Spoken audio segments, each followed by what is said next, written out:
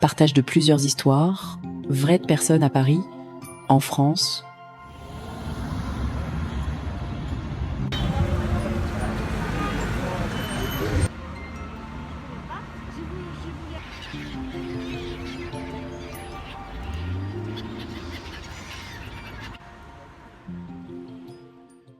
Quelle est votre orientation sexuelle dans le spectre LGBT? Quel ressenti avez-vous par rapport à cette identité? Bonjour tout le monde, merci pour l'interview. Donc en fait, je m'identifie comme une lesbienne et en fait, je n'aime pas trop les autres labels. Donc parfois, on va dire que c'est une femme plutôt masculine ou une femme plutôt féminine. Et en fait, je me définis ni l'un ni l'autre. Je suis juste à l'aise en tant que lesbienne. Et parfois, les personnes vont un peu me dire que je suis masculine, mais j'ai envie de dire c'est leur opinion et ça me dérange pas. Alors je suis bisexuelle et aromantique. Cela signifie que j'ai des attirances pour les deux genres, hommes et femmes, mais je ne suis romantiquement engagée qu'envers les femmes. Alors c'était assez nébuleux au départ, je pensais que j'étais strictement lesbienne, mais il se trouve qu'en réalité ces attirances sexuelles étaient déjà présentes et j'ai fini par trouver des mots sur qui j'étais. Donc homo-romantique me convient parfaitement. Et comment est-ce que c'est accepté au sein de la communauté? Je n'ai pas rencontré de problème par rapport à ça. Je pense qu'aujourd'hui, le vocabulaire est suffisamment large et il y a suffisamment de personnes qui sont représentées à travers toutes ces facettes. Donc je me sens plutôt à l'aise avec cette représentation. Sono italiana e sono bisessuale. Lo so da quando avevo 18 anni, quando mi innamorai della migliore amica del liceo. All'epoca lo accettai piuttosto in fretta e tuttora sono contenta di essere bisessuale perché in questo modo ho potuto vivere sia l'amore etero che l'amore omosessuale. A volte mi è capitato nella comunità LGBT di conoscere delle persone con un po' di riserve verso i bisessuali. Ci sono certe leggende che girano sui bisessuali che vogliono avere al tempo stesso dei partner di entrambi i generi o che siano volubili, cose così, ma non ho incontrato molte persone con questo tipo di stereotipo. Che posso confutare molto facilmente perché per 7 anni sono rimasta senza alcuna esperienza, alcun partner dopo la mia prima relazione, prima di conoscere Monica, quindi potrei anche definirmi nella gamma della sessualità, può essere che demisessuale potrebbe starmi bene come aggettivo. I tend to define myself as a non-binary trans woman, and also most of the time as a lesbian or and polyamorous person. But the more I work on my identity, the more I discover, understand that these labels are more like poles or landmarks in a more complex landscape, like some kind of a shapeless form that would define my identity. I mean, even within the LGBTQI plus community, we could say that the letters, after a while, we see them more as labels that can interpenetrate each other, I would say. And we start to wonder, okay, what is being a gay man, what is being a lesbian, when we are starting to interrogate what it means to be a woman, what it means to be a man, which is basically what we are doing, but what I am doing, but others are doing by doing a transition, by accepting the idea of non-binarity in gender. We are in a way questioning the boundaries even within these categories that were already considered as fringe categories in the more standard population. So that's in a way where I am right now, even though I'm still working on that today. Quels obstacles avez-vous rencontrés dans votre vie en raison de votre identité LGBT? Y a-t-il des expériences inoubliables? Oui, alors en fait, j'ai eu comme événement un peu difficile, c'était en fait mon coming out. Donc je voulais le faire auprès de mes parents, donc j'avais plutôt bien réfléchi sur la manière pour le faire. Et malheureusement, j'ai pas pu le faire. En fait, une personne m'a outé auprès de mes parents. Donc du coup, je n'ai pas pu faire de coming out. Et du coup, j'ai été quand même assez déçue d'avoir eu ce moment-là qui, d'une certaine manière, m'a été volé puisque j'ai pas pu faire. Et en fait, en autre point, j'ai rencontré au moins à 2 occasions un petit peu d'homophobie parce que les gens... j'étais avec ma copine du moment et donc du coup les gens ont malheureusement eu des propos homophobes. Après, comme moment que je regrette, si je puis dire, c'est en fait j'aurais aimé rencontrer la communauté LGBT+, beaucoup plus tôt dans ma vie. Parce qu'en fait, il n'y a aucun moyen, à mon époque, d'avoir facilement des informations ou de rencontrer des gens. Et donc du coup, si on se pose des questions, c'est plus dur d'avoir les réponses, vu qu'il n'y a pas de gens. À l'époque, il n'y avait pas encore l'internet était déployé, donc voilà, c'est des moments que je regrette un tout petit peu. Alors la plus grosse difficulté que j'ai pu rencontrer dans ma vie par rapport à ma sexualité, je pense que c'est commun à beaucoup de personnes, mais c'est mon coming out, à la famille, notamment mes parents. Cela a été plutôt mal pris au départ, ça a même duré pendant quelques années, il y a eu des conflits et ça a été un tabou pendant pas mal de temps. Mais à force d'échanger, et j'imagine beaucoup d'amour quand même au sein de ma propre famille, ça a été accepté et aujourd'hui, je n'éprouve plus aucune difficulté et c'est très très bien accepté. Alors est-ce que j'ai des regrets? Alors non, mais j'ai peut-être une anecdote plutôt insolite. Lorsque j'étais plus jeune, adolescente, j'étais très j'encourageais énormément les personnes à faire leur coming out parce que je pensais que j'étais une personne hétérosexuelle très ouverte et très encourageante jusqu'au jour où j'ai découvert qu'en réalité j'étais moi-même bisexuelle, voire plutôt lesbienne à l'époque. Donc voilà, ce n'est pas un regret, c'était juste une petite curiosité un peu insolite dans ma vie. La mia famiglia, tanto per cominciare, non ha mai veramente accettato la mia sessualità. Ci sono delle persone che fanno finta di accettarlo, altre persone che proprio direttamente mostrano disprezzo verso la comunità LGBT, anche in mia presenza. E anche all'esterno della famiglia ho subito diversi episodi di discriminazione, soprattutto da parte di persone più anziane o di maschi. Dal punto di vista romantico ci sono state molte difficoltà con le ragazze perché da dove vengo in Italia, un piccolo paese, la questione LGBT non è ancora molto ben accettata e quindi mi è capitato con più di una ragazza che fossero effettivamente parte della comunità e che ci piacessimo e fossimo anche innamorate, ma dall'altra parte c'era talmente tanta repressione che alla fine la mia prima ragazza è Monica. Dopo tanti anni finalmente ho incontrato qualcuno di non represso. Ecco.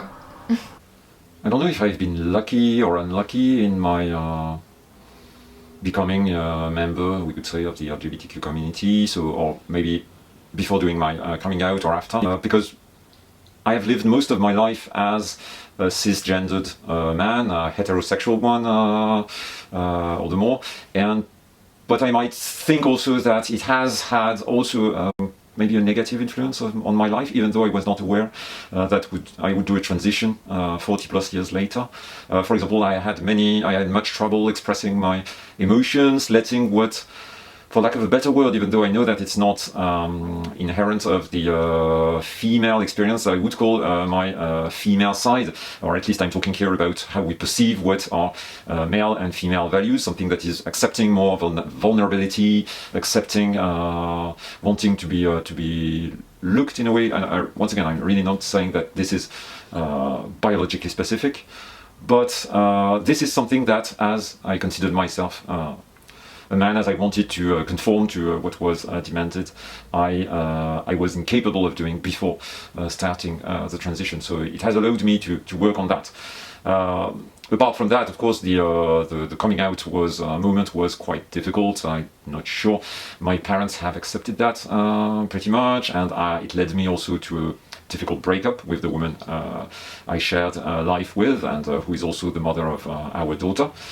But on the other hand, I think it has pretty much all arranged itself in the end. We are friends now, and we could say, more at ease with each other as friends than we were as lovers. My daughter is also a strong support everyday life. And that's it. We could say that one of the difficulties would be to be accepted as woman by the rest of the community. That is not maybe always as accepting of non-binary concepts and also of trans identity as we would like them to be. So these could be, we could say, the more negative sides, although I don't think they cover all the positive aspects that I have experienced ever since. D'un autre côté, y a-t-il eu des moments dans votre vie, grâce à cette identité LGBT, qui vous ont profondément touché ou pour lesquels vous êtes reconnaissant ? Oui, alors en tant que lesbienne, vraiment ce que j'ai beaucoup apprécié et beaucoup aimé, c'est quand j'ai découvert en fait le concept des Gay Games.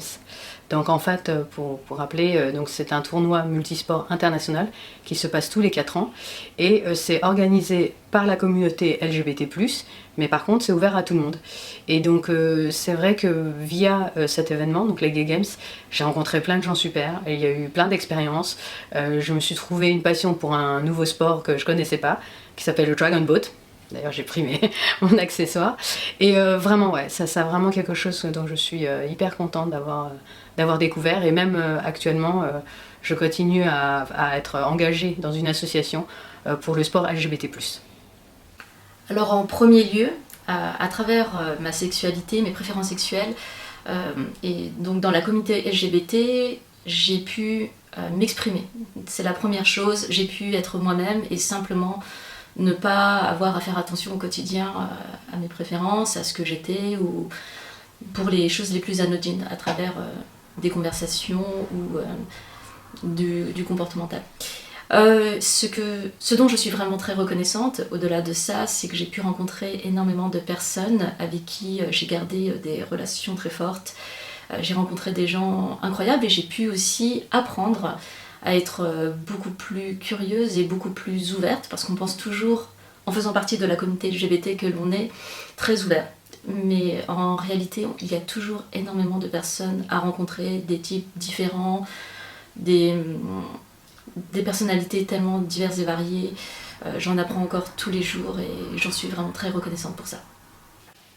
In primis ho incontrato Monica e poi anche molte altre persone nella comunità LGBT con cui andiamo d'accordo, e ho scoperto anche delle persone che hanno un orientamento sessuale diverso dal mio, un'identità sessuale diversa dalla mia, e quindi è interessante vedere quante sfaccettature sono comprese nella comunità. E inoltre a volte ho paura di andare incontro della discriminazione, ma soprattutto qui in Francia non succede e quindi questo mi fa piacere. Quelle est votre intention en participant à ce projet LGBT Love Freedom Be Ourselves créé par Febe ? Oui, alors dans la continuité de ma réponse précédente, en fait, donc je suis assez active dans des associations LGBT+. Et donc du coup, le projet de Phoebe rentre aussi dans ces démarches de militants et d'être engagé pour la communauté LGBT+. Et donc je souhaite en fait montrer qu'on peut être à la communauté LGBT et avoir du succès et que tout se passe bien et qu'il faut absolument cette visibilité qui est manquante notamment chez les femmes et chez les femmes lesbiennes. Alors pour être tout à fait honnête, c'est Erika qui a reçu cette proposition, donc je l'ai suivie par curiosité. Una decina di anni fa ho avuto una breve esperienza come modella e da allora ho sempre voluto prendere parte a un progetto come questo, di visibilità per la comunità LGBT. Finalmente l'occasione è arrivata e quindi appena ho visto l'annuncio l'ho proposto a Monica e lei ha accettato e quindi sono contenta di essere qui oggi. As we could say a baby trans woman, I have seen the importance of art in the way we not only we see ourselves, but also how people can perceive ourselves, how they can see beauty, how I can see beauty in my own body. The act of transitioning also was an opportunity for me to pay more attention to my appearance, to love me more. But it's also a life that is filled with doubt, of course, because we go against the normative current, I might say.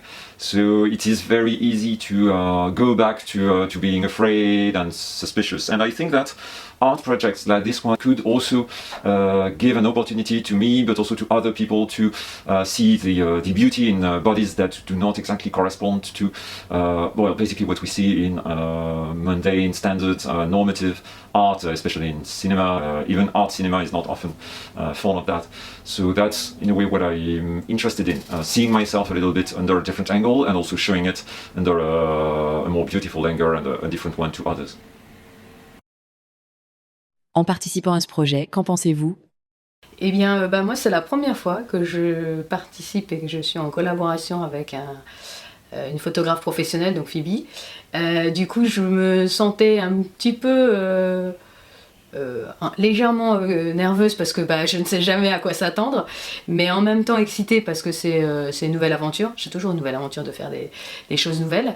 Et du coup, je me suis sentie bien parce que il faut dire que Phoebe nous met bien à l'aise pendant toute la partie de shooting, de prise de photos. Et puis après, voilà, on essaie de réfléchir au projet ensemble. Et donc du coup, on essaie de chercher les photos ou les poses les plus pertinentes par rapport à l'idée finale qu'on veut. Donc après, ça devient comme un jeu, quoi, et c'est assez intéressant, c'est assez amusant.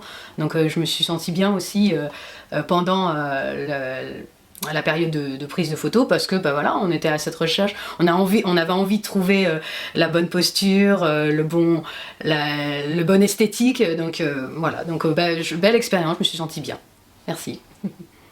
À propos du projet, eh bien j'ai eu beaucoup d'appréhension au départ parce que je n'ai pas l'habitude de participer à ce type de projet, mais en le découvrant et surtout en voyant l'engagement que cela apportait et la représentation que cela pouvait donner pour la communauté LGBT, j'ai commencé à prendre beaucoup de plaisir et je ne sais pas si je suis une modèle adaptée, mais dans tous les cas, j'ai passé un très bon moment pour ces photos. Et j'étais en de bonnes mains et il y avait une très bonne compagnie. Bene, è stato molto naturale per me posare in questo contesto e devo dire che è un'esperienza soddisfacente. Que souhaitez-vous dire aux spectateurs? Oui, alors comme je disais dans une réponse précédente, à mon époque, il y avait peu d'informations sur la communauté LGBT. Donc en fait, moi, ce que j'ai envie de dire à l'audience dans le fait de participer à un tel projet, c'est que il y a beaucoup de gens de la communauté LGBT qui est visible. J'ai envie aussi d'une notion de rôle modèle, c'est-à-dire qu'en fait, les personnes, notamment les jeunes de la communauté LGBT+, qui se posent des questions, ils puissent avoir accès à soit des photos, soit du média, soit via les réseaux sociaux, ou à de l'information sur la communauté LGBT et donc rencontrer des rôles modèles ou de voir des rôles modèles. Et donc voilà ce que j'ai envie de dire, c'est que participer à des photos, c'est pour être un rôle modèle pour cette génération future qui parfois se pose des questions ou au contraire sont très à l'aise, mais au moins ils puissent avoir l'information. Et bien que à travers tous les projets artistiques, cela apporte toujours de l'engagement et qu'il est très important de pouvoir continuer à faire parler de nous, de pouvoir nous montrer et surtout de pouvoir partager en fait auprès de tout le monde la joie et le bonheur de pouvoir être une personne LGBT. Et surtout, je tenais à vraiment montrer que l'on pouvait avoir cette identité sexuelle et aussi pouvoir bien la vivre et apporter un peu de joie en fait à ce sujet. Voglio dire che negli ultimi anni, anche decenni, la situazione per i membri della comunità LGBT è migliorata in molti stati e anche di molto, e spero che si continui così, nonostante a volte ci siano dei segnali di inversione di rotta. Mi auguro che sia solo momentaneo e che si continui in tutto il mondo nella direzione della piena eguaglianza tra persone eterosessuali e non. I would like especially to ask people to work on their perception of different genders, different body shapes also. You don't have to, people don't have to belong to the LGBTQI plus community to be judged as not belonging to the beauty standards. As a trans woman and a member of the, we could say, the non-binary group or community, or for lack of a better term, I would say that we are not asking people to, contrary to what is sometimes said, we are not asking people to change brutally what they call their preferences or their vision of beauty. Preferences in a way exist, but we need to integrate the fact that they are built by society. The notion, what is beautiful, what is not, what is attractive, what is not, these are in a way shaped by the world we live in. So even if you cannot change your way of seeing things entirely, I think it is important for you to interrogate these visions, to confront yourself to works of art, for example, but also but especially to works of art that come from different places and show different things, and do not stick to the usual Hollywoodian cliches, we might say, that we are confronted to. It is very important, in fact, that we work on ourselves. What you think about what beauty is doesn't make you a good or a bad person, but you will be a better one at least, if you try to work on that at your own rhythm. Even I still have a lot of work to do on that. I'm clearly not perfect on that level, so I'm not judging you on that also. Y a-t-il autre chose que vous aimeriez exprimer ? Oui, en fait, j'ai 3 messages que je veux apporter. C'est être soi-même, c'est très important. Être fier d'être différent.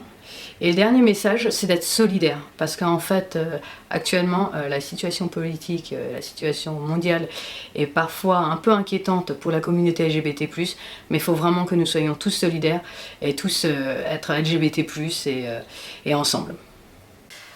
Eh bien, dans un premier temps, j'aimerais déjà remercier Phoebe pour cette occasion.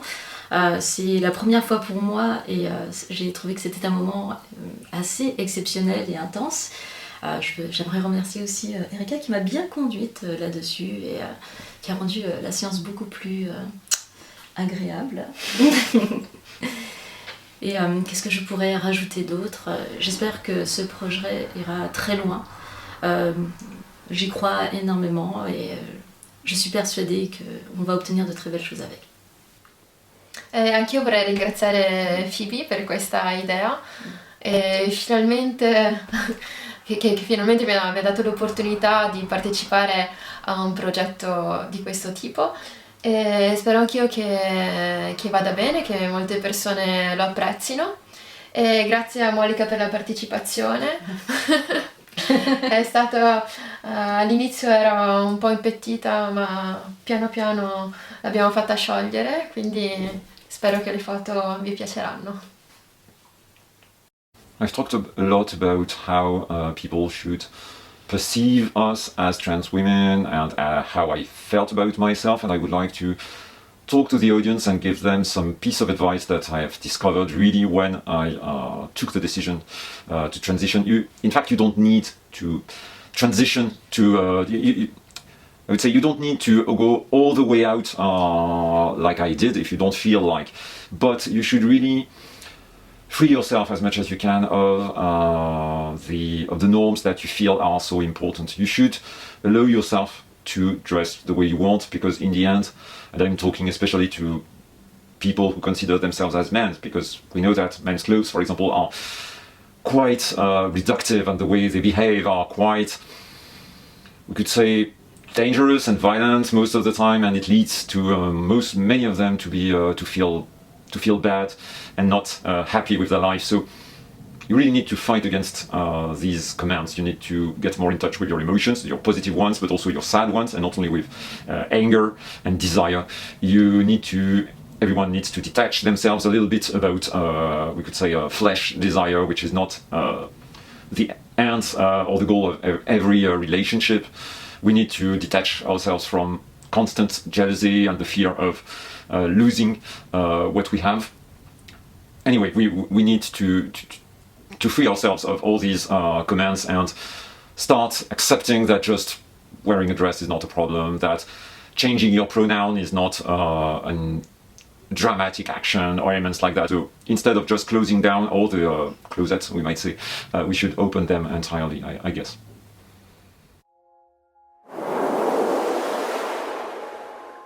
De nombreuses personnes LGBT vivent dans l'ombre, invisibles aux yeux du monde. Pourquoi doivent-elles faire leur coming out? Parce que leur identité minoritaire et leurs émotions ne sont pas acceptées ou sont réprimées dans certains pays, certaines sociétés et certaines familles. Ils sont même privés de leurs droits fondamentaux et humains, tels que le mariage homosexuel, action juridique, ou encore l'égalité des chances. Dans la vie quotidienne, dans de nombreux endroits à travers le monde, les personnes LGBT sont rejetées, discriminées, et leur identité, leur choix, ainsi que leurs sentiments sincères et véritables ne sont pas reconnus ni acceptés. Beaucoup de personnes LGBT passent leur vie entière à lutter pour leur identité et pour obtenir les droits humains fondamentaux qui leur reviennent. Pourtant, leur amour et leur choix ne causent de tort à personne. Elles ne font que suivre leurs sentiments les plus sincères pour être elles-mêmes. Cependant, certaines personnes dans la société les traitent avec violence ou indifférence, les faisant souffrir. Le projet de Phoebe, intitulé LGBT Love Freedom Be Ourselves, vise non seulement à briser le silence au plus profond des personnes LGBT, à travers ses œuvres, mais aussi à créer une résonance avec elles. De plus, Phoebe espère que le grand public aura l'opportunité de mieux comprendre les émotions, les pressions sociales et les défis quotidiens auxquels les personnes LGBT sont confrontées. Zeri Androgynie, le modèle sous le pseudonyme V, est une personne transgenre dont l'histoire est authentique. Elle est née avec un corps masculin, mais à l'âge de 42 ans, a pris la décision sincère de suivre son ressenti intérieur et de faire sa transition pour devenir une femme. Elle préfère qu'on l'appelle elle, après une longue évaluation par des experts et l'accompagnement de divers professionnels de santé, elle a finalement décidé de suivre un traitement hormonal. Avec le temps, sous l'effet des hormones féminines, sa poitrine s'est développée et ses traits physiques sont devenus plus féminins. En portant des vêtements féminins, elle s'est sentie bien, enfin en accord avec son véritable moi. V a trouvé du sens à participer à ce projet. Elle a courageusement décidé de se montrer à travers Phoebe's photographies et vidéos d'interviews pour exprimer son ressenti, espérant que davantage de personnes comprendront la réalité des personnes transgenres ou travesties, réduisant ainsi les malentendus et les discriminations dans la société. Cependant, elle craint aussi que l'exposition de son image et de son corps dans ce projet ne l'expose à des attaques ou du rejet de la part de personnes qui ne la comprennent pas ou ne l'acceptent pas. C'est pourquoi elle a choisi de porter un masque lors du photoshooting. C'est réel et son véritable amour. L'amour vrai n'a pas de peur, les âmes s'enlacent. Dans les bras l'une de l'autre, elles trouvent la paix. Sans mots, leur cœur raconte leur histoire. L'amour brille dans leur regard. Un arc-en-ciel couvre doucement leurs ailes, douceur et amour, âmes unies. Dans ce monde, elles n'ont plus à se cacher. Avec amour et courage, elles s'envolent vers la liberté. L'amour n'a pas de frontières, les cœurs sont liés, l'émotion est éternelle. C'est lié, la lumière fière, sa peau rayonne de force, un arc-en-ciel à son poignet murmure une âme fière. Elle lève sa pagaie face au vent, sans peur des tempêtes ni des courants. Fidèle à elle-même, son corps incarne le courage, la liberté et l'amour. Avec fierté, elle éclaire sa propre voie et le monde qui l'entoure